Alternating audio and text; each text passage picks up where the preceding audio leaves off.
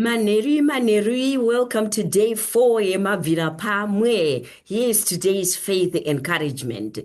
Encouragement yedu yanhasi ndoda kuti nditaure relationship with money. Ndoda kuti ndifocuse pana Jeremiah 29 paya pakanyorwa kunzi plans to prosper you. Because prospering means restoration, it also means provision. Saka kuti tiwane provision yemari, ne restoration yemari, mindset yedu ne relationship yedu ne mari, zvinofanirwa kunge zvakapindana, zvakatitsepete. Munoziva ndagara muno kuAmerica gore rino ndiri 41. One of the things chandakadzidza chandandisingazive kubva kumusha ndechekuti vanhu vanotoita relationship nemari. Saka nezuro pana akatifonera akati, "Hey, have you noticed kuti takabva kumusha kuZimbabwe tikauya kuno kuAmerica kuzoti tiende kuzvikoro tigowana mari tigobhadharwa mari yakawanda yekuti tizvichengete nekuchengetawo mhuri. Asi nhasi uno vanhu vari kumusha they are making more money than vanhu vakadii vakauya overseas kuzowana zvikoro nekuwana mabusiness nekuwana maopportunities atinowana. Why is it that? Ndakati kufunga ndikati, you know what, I think one of the reasons is relationship yedu nemari. Takauya kunoku, saka ukauya kunoku uchiti uri kuda chikoro, uri kuda mari, panobuda a desperation inoita kunge fear as well, yekuti zvino ndinozvigonawo here, zvino ichauyawo here mari yacho, izvo mari yacho isingabatike.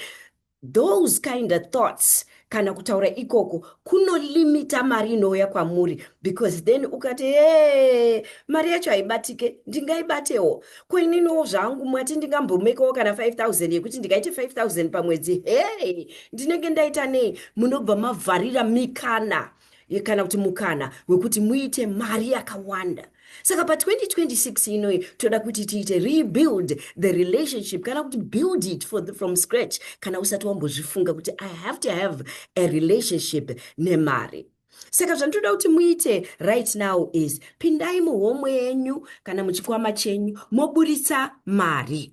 Chingotorai mari inenge yamunenge mabata. Ndoda kuti titaure ma-statements aya ekuti muise pano pamoyo penyu apa, because kana une relationship ka good relationship unoenda pamoyo, zvinhu zvinoenda pamoyo, right? Isai pamoyo penyu motaura ma-statements aya after me. I love money.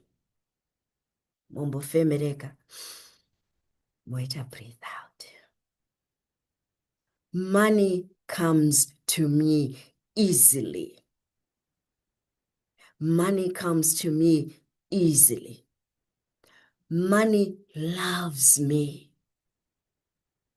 This 2026, money is going to come to me in known and unknown places. Money comes easy to me. You can play this video over and over and over again. Motaura ma statements yayo every day with declaration. You could say, I love money and money loves me. Rebuild relationship yenyu ne mari. Mari inobatika. Imimi neni we are good enough kungeti ne mari. There is nobody akazharwa ine nyora yekuti ndo vanofana kuita mari. All of us are capable and able to make money. So I want you to say those statements. Ekuti declaration ekuti mari ichauya pandinoziva nekwandisingazive, asi kuti ini ndichazadza matengu emari kuti ndigozvibatsira inini mabhili, ndigobatsirawo vamwe kumba, because money gives you security. Money gives you options. Money helps you to live your best life. When you have money, you have choices of how you want to live your life, you know, what you can buy with your money.